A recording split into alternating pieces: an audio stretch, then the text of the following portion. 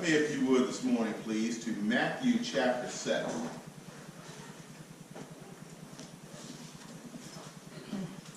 Matthew chapter 7. Verse 24. Actually, we'll look at this verse 24 through 27. But Matthew chapter 7, verse 24 through 27 is actually the conclusion of a sermon. It was a sermon that Jesus had given. And it talked about many areas of life. It was really guidance, instructions. It wasn't like, do this or else type thing, but it was really something to give them hope. He talked about things such as how to handle what's most important in regards to how to worship and please the Lord. He talked about things like don't worry, because he knew people worry. He said don't be anxious about anything.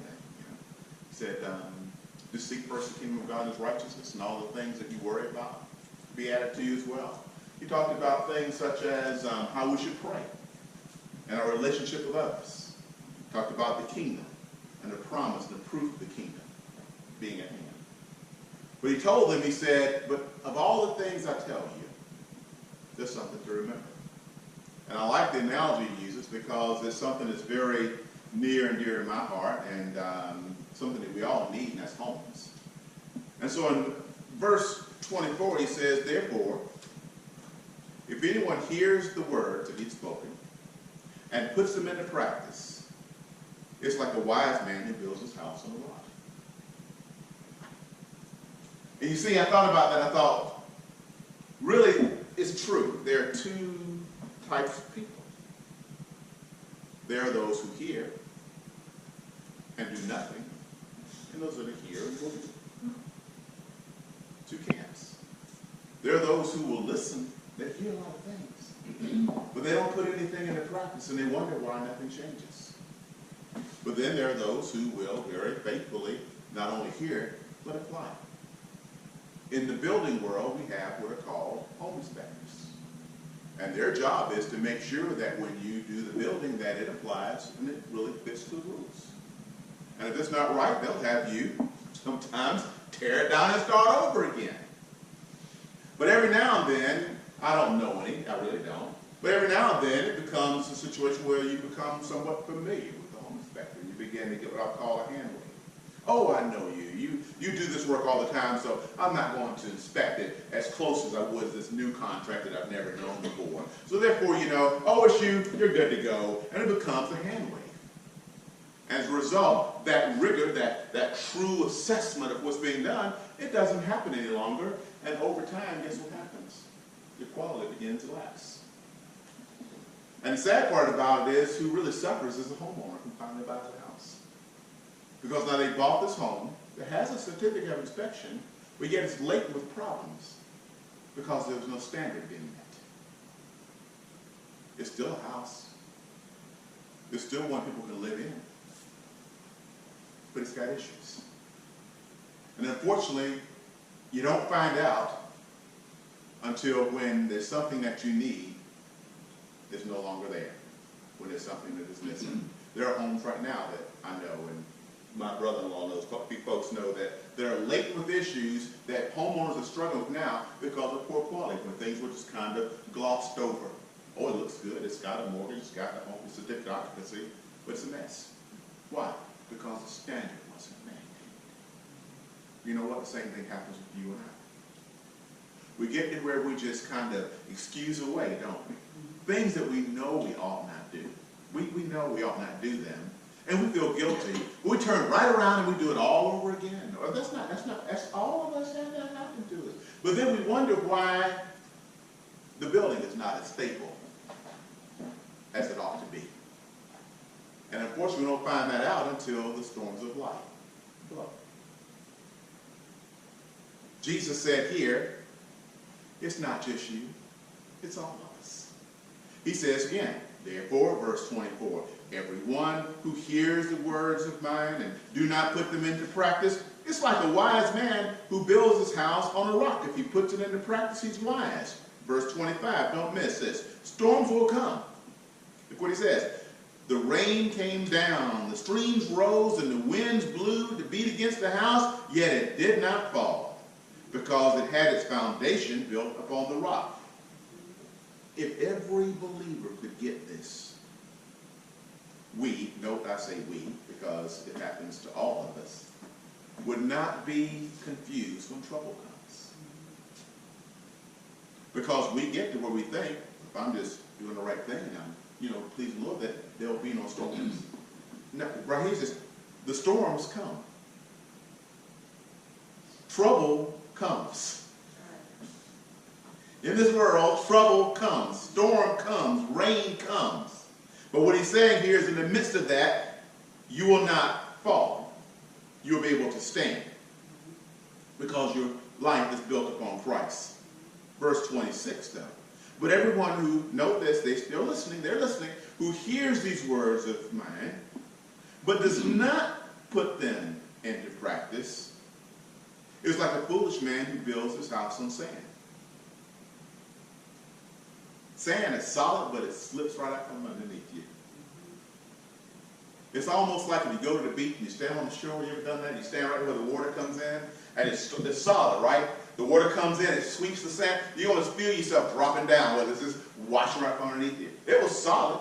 It's actually hard to dig, but it just kind of slips right from underneath you. And that's what happens when you and I find ourselves, right, hearing and not applying.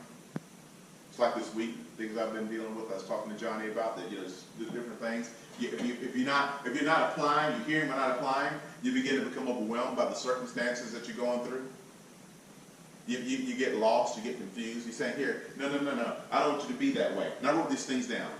Doers are able to stand. Hearers easily stumble. And there are 7 principles I want us to hold on to. Number 1, everyone has to build a house. Everyone has to build a house. What's this house we're building? It's your life. Everyone has to, at some point in time, build. In fact, you're building now your life, your house. Everyone. Number 2, there is a sure foundation to build it on. And that's Christ. The things of God is a sure foundation. That being the doer of the word, not hearer only, is a sure foundation. Number 3, only a few will build wisely. It won't be the crowd. In the Old Testament, they were called the remnant. You will find there will be very few who will build this wise life, this wise house. You won't see it being done with the crowd. It'll be the few. And many times those few will feel they're somewhat estranged because they don't quite fit in with others in a certain sense. Number 3, the rest will claim that what they're building is good enough.